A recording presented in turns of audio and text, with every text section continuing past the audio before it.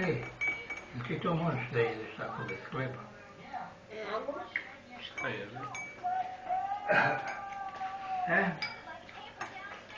Šta je? Niđu? Šta je? Nemanja. Alo, Šta? jesi ti ovo piškio? Ja sam.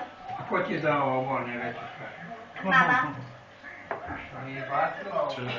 Šta u mikrofonu? Šta? Da.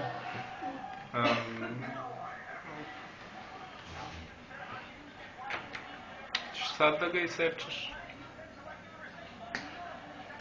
Ne znam, ovo sve će mi se raspadne. Ne znam, mislim bolje. Može biti. Ovo sjebno posle. Jer ako isečemo, će da ovaj sirac načuje. Mekni ti to ovako. A ili okreneš naopako.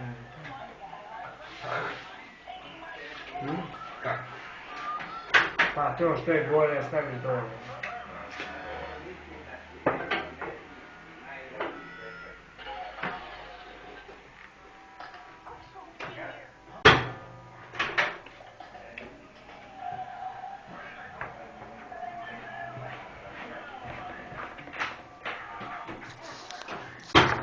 Na koliko smo? Minut, znaš? Stavi na 55, 2 minuta.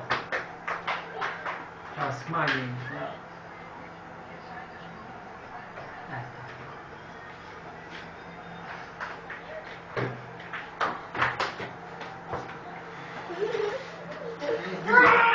Nemanja.